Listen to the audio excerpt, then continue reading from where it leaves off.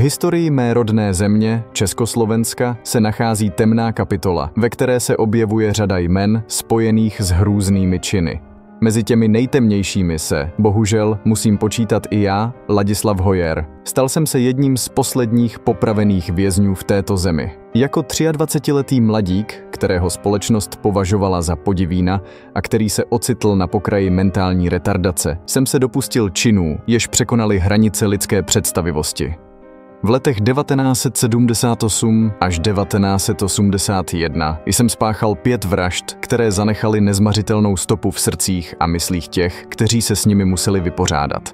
Má zločinecká cesta byla plná hrůzy, ale jedna z mých vražd, konkrétně ta 4., předčila všechny ostatní svou brutalitou. Po jejím spáchání jsem oběti odřezal a S těmito trofejemi jsem strávil týden v nevýslovných praktikách, než jsem se rozhodl, že si je připravím jako bizarní pokrm.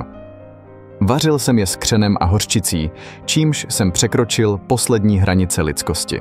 Můj příběh je příkladem toho, kam může člověk zajít, pokud se nechá unést svými nejtemnějšími pudy a nechá zatemnit svou duši.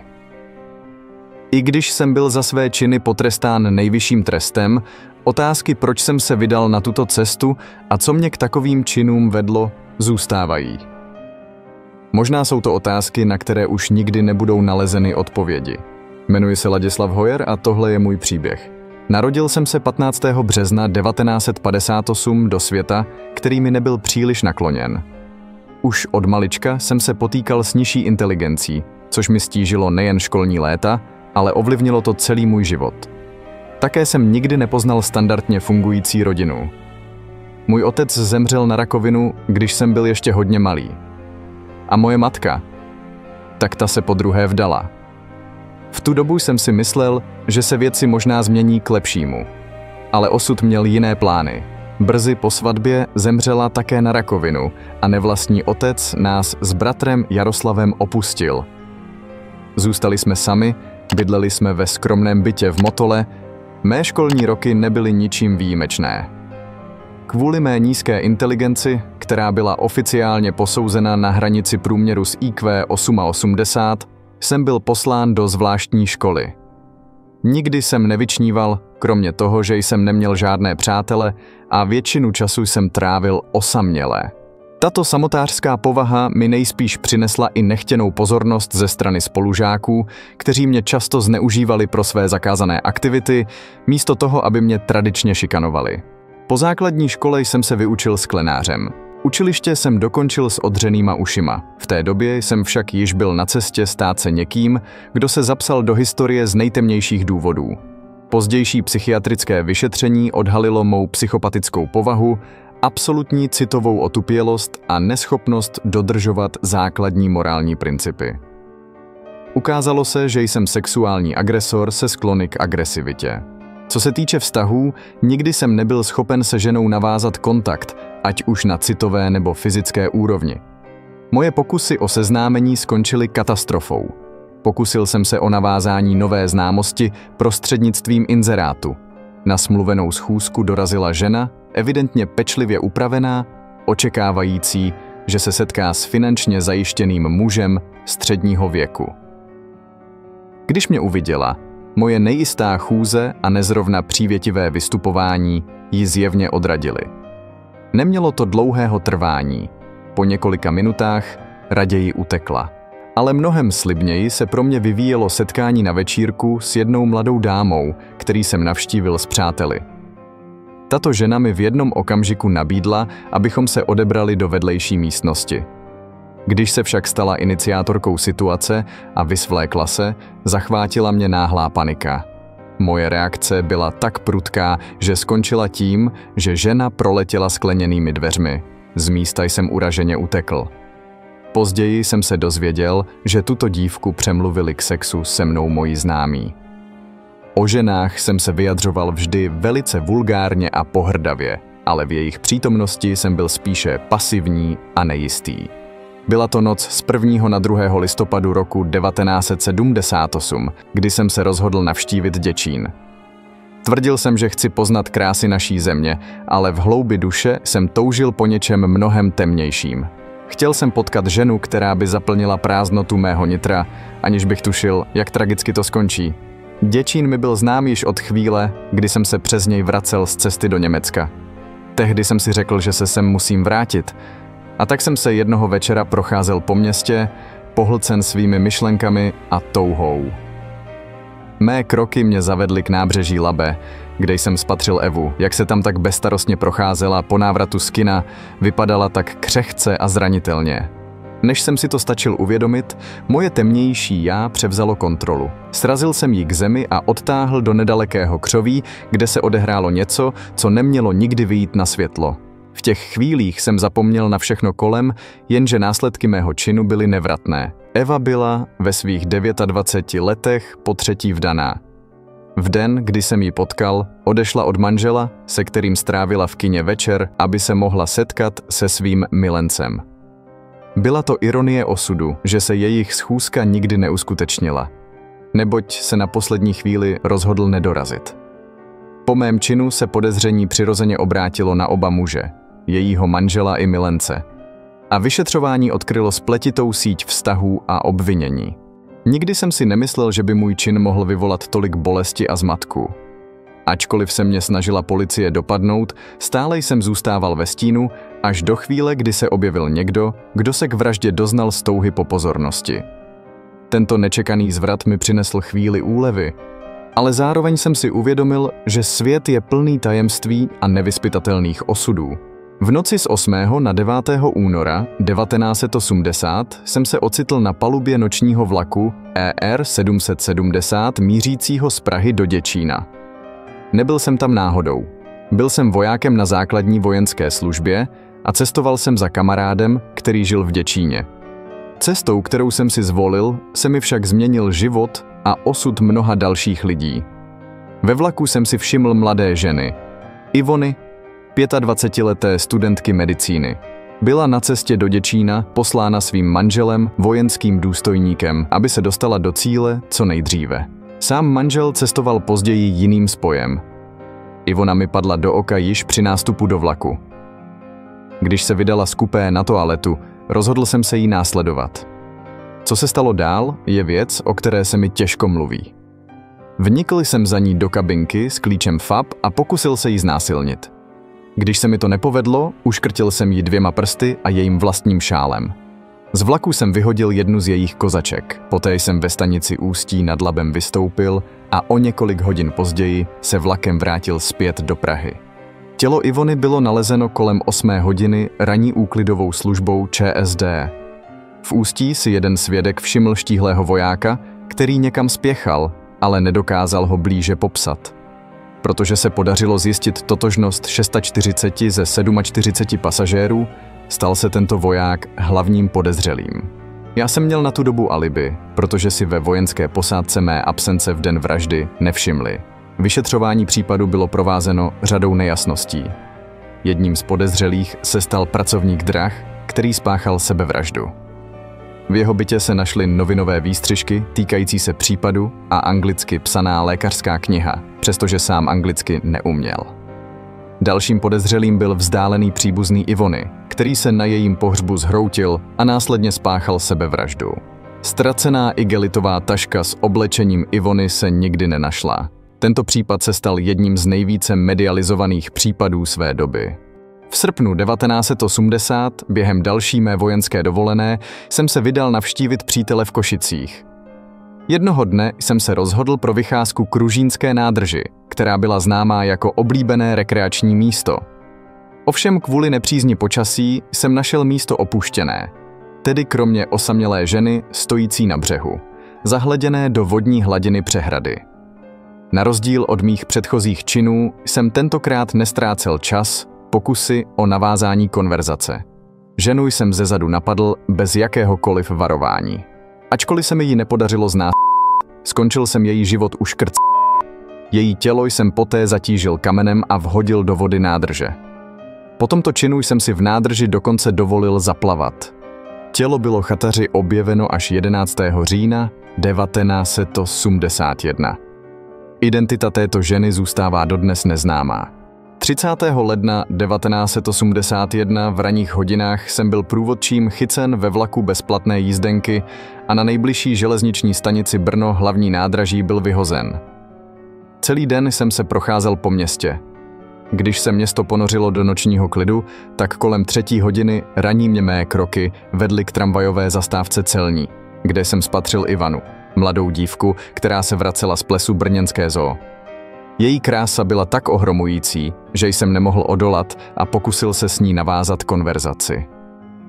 Avšak moje přítomnost jí jen vystrašila a Ivana se dala na útěk. V tu chvíli se ve mně něco zlomilo. Nebyl jsem schopen ovládat své činy a v důsledku toho jsem ji strhl k zemi a odvlekl do nedalekého parčíku v ulici Jílová.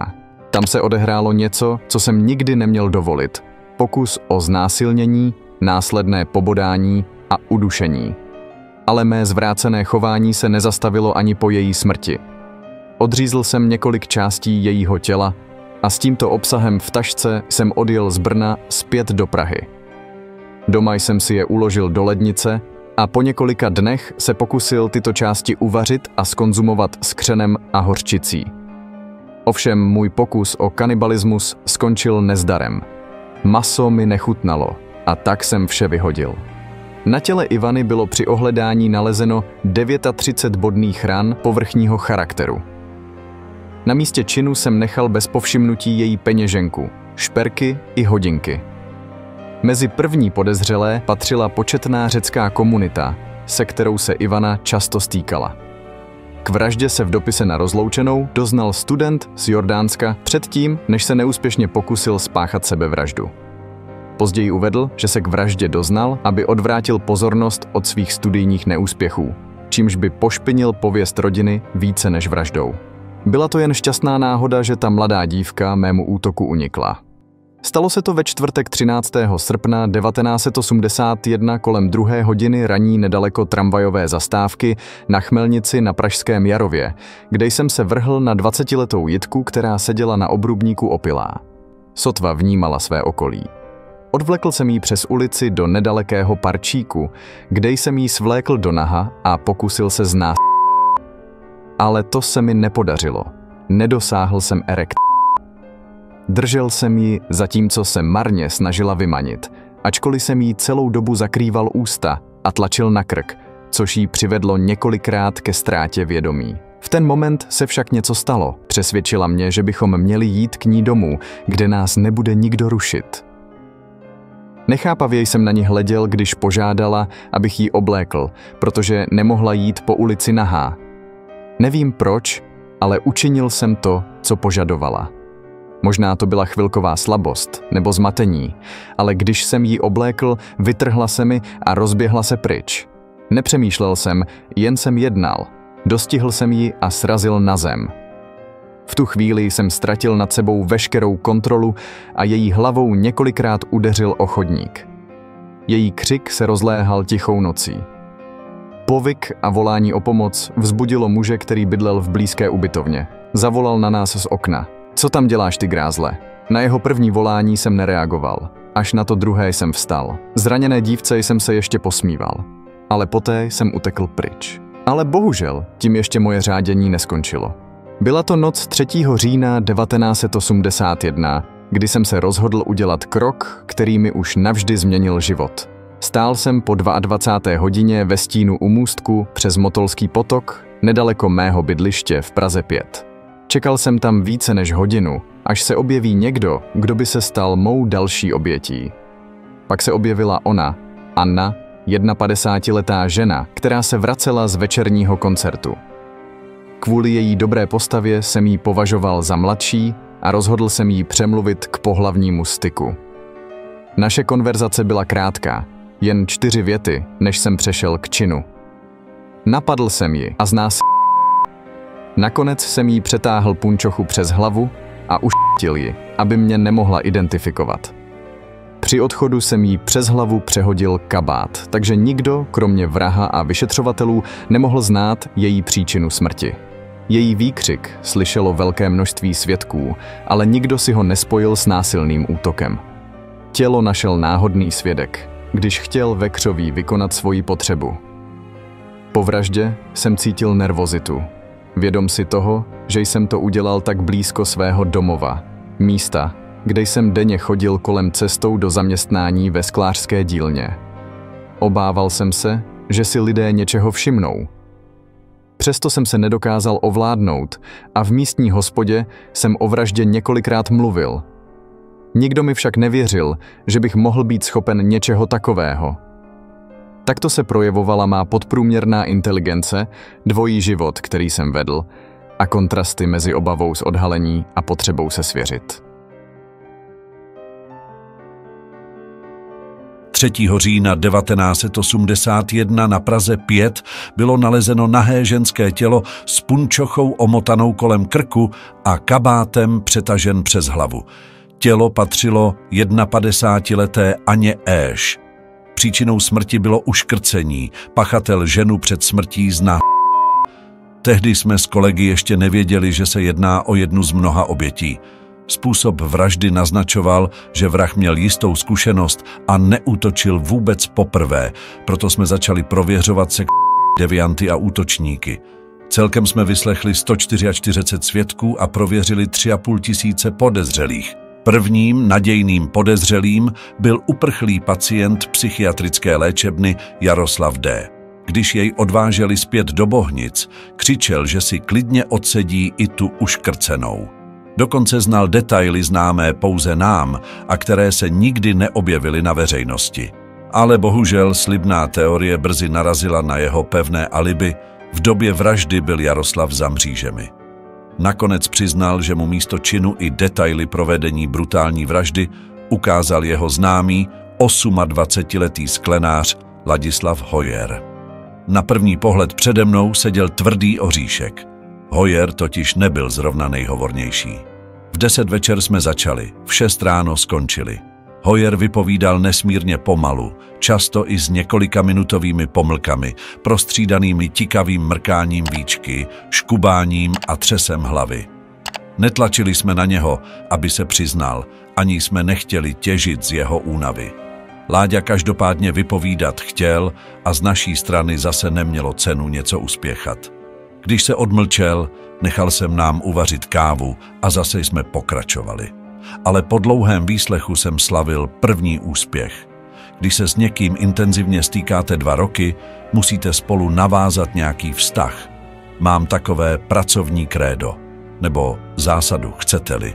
Totiž, že obviněný musí cítit, že s ním hraju fér a na rovinu. Vyplácí se to. Jenomže, když obviněný absolutně věří vyšetřovateli, je to někdy hrůza. Hojer si mě totiž vybral jako náhradní rodinu. Proto mi tak věřil a tak proto to byla taková hrůza. Nakonec se mi podařilo navázat s Hojerem určitý vztah a nesmělý mladík se postupně začal přiznávat k dalším hrůzným vraždám. Celkem nám přiznal 5 vražd a 18 znásilnění. Hojer se k nám choval jako ke svým kamarádům, žertoval s námi a cítil se v naší přítomnosti velmi dobře.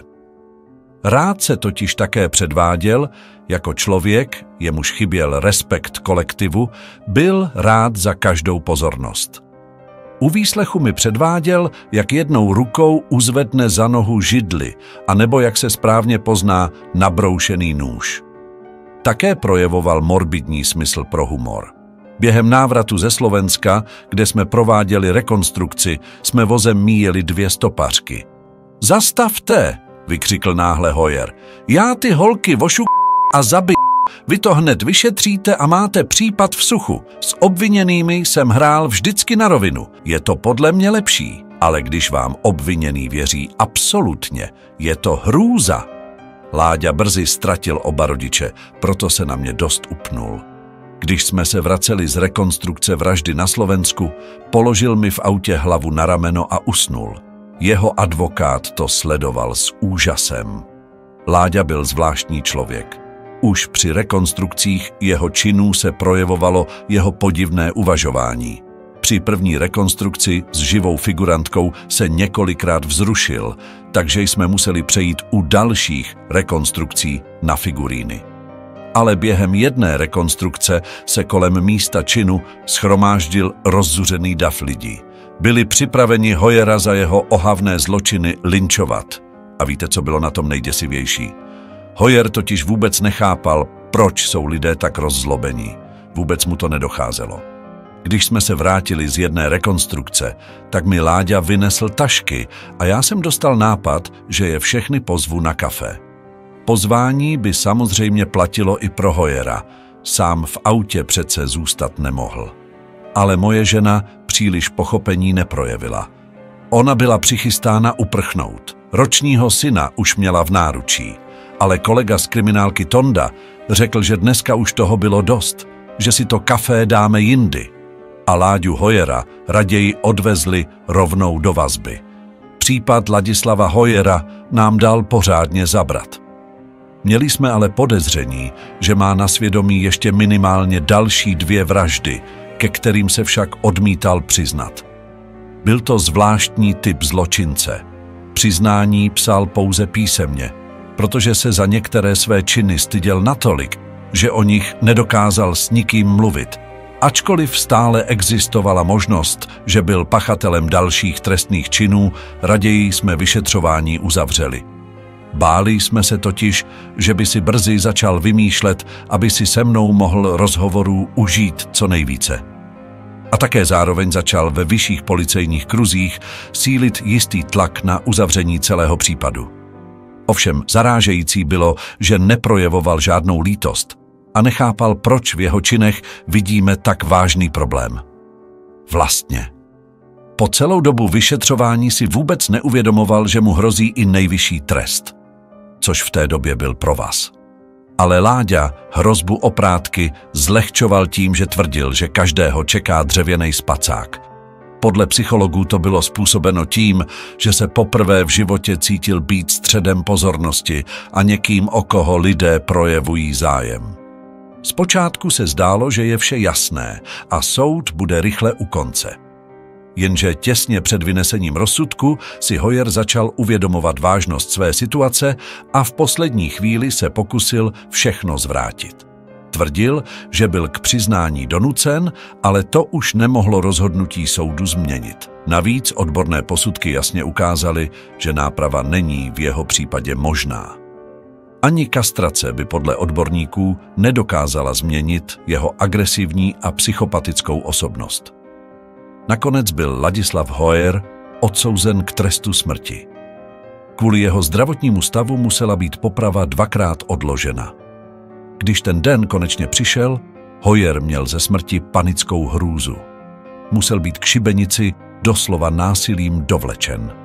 Při té potyčce dokonce zlomil prst asistentovi Kata a strachy se pokálel. Byl popraven oběšením 7. srpna 1986 a pro nás tím jeden z nejnáročnějších případů skončil. Ladislav Hoyer patří k nejhorším a nejzvracenějším vrahům naší historie a jeho případ už navždy zůstane v učebnicích kriminalistiky. Ladislav Hoyer byl notoricky známý sériový vrah, který se dopustil několika brutálních vražd žen. Odborné posudky ho charakterizovaly jako primitivního psychopata s anormálním a asociálním chováním, schizoidními rysy a silnými agresivními sklony. Své ohavné činy páchal s plným vědomím a promyšleně, aby se vyhnul dopadení. K obětem se choval naprosto bezcitně a surově. Zcela postrádal soucit či lítost. Hoyerovi problémy proměnily z negativní zkušenosti se ženami a jeho neschopnost s ním efektivně komunikovat. Živil své chorobné fantazie o bezmocných dívkách prosících o milost. Nebyl schopen pochopit závažnost svých činů ani pobouření veřejnosti. Vyznačoval se morbidním smyslem pro humor a primitivním způsobem vyjadřování. Ladislav Hoyer používal fráze jako ubral se mi kyslík, chytil se mi za tlamu, zůstala mi pod rukama, bylo mi jedno, kterou si vyberu, hlavně, že měla dobrou postavu a tak dále. Jako své motto uvedl Rým, když se postaví, mozek se mi zastaví. Je pozorodné, že nebýt Hoyerovy chyby před kamarádem, kterému prozradil klíčové informace známe pouze vyšetřovatelům a samotnému vrahovi, tak by jeho dopadení bylo pravděpodobně mnohem obtížnější. Ale vyšetřovatel Jiří Markovič by ho stejně asi nakonec pravděpodobně chytil. Ale mohlo by to trvat i několik dalších let, což by mohlo stát život mnoha dalších žen. Hoyerovo chování a postoje jsou naprosto nepřijatelné a v příkrém rozporu s hodnotami, které by měla civilizovaná společnost vyznávat a chránit. Jeho zavržené činy podkopávají základní principy demokracie, svobody a lidské důstojnosti. Přispívají k šíření nenávisti a strachu. Je naší morální povinností důrazně odmítnout jakoukoliv formu diskriminace a násilí. Musíme podporovat otevřený dialog, vzájemné pochopení a respekt mezi všemi lidmi bez rozdílu. Pouze tak můžeme budovat spravedlnější a soudržnější společnost. Pokud vás zajímají podrobnosti o vyšetřování tohoto případu, mohu vám doporučit zhlédnutí 6dílného seriálu Metoda Markovič Hoyer, který je k dispozici na platformě Vojo. Jestliže jste tento seriál ještě neviděli, rozhodně neváhejte. Nebudete litovat ani jediné minuty stráveného času. Seriál vás stáhne do děje a poskytne vám detailní informace, jak celé vyšetřování případu Hoyer probíhalo. Pokud je dnešní kriminální příběh zaujal a dovedl tě až do konce, chtěl bych ti poděkovat za tvůj čas a zájem. Byl bych rád, kdyby zanechal like a komentář s tvým názorem na dnešní video. Pokud má zájem o další kriminální příběh, rozhodně se podívej na ten minulý. Věřím, že tě zaujíme stejně jako tento. Tak se tedy mějte a budu se brzy těšit u dalšího videjka. A hlavně se zapomeňte množit a mějte se rádi.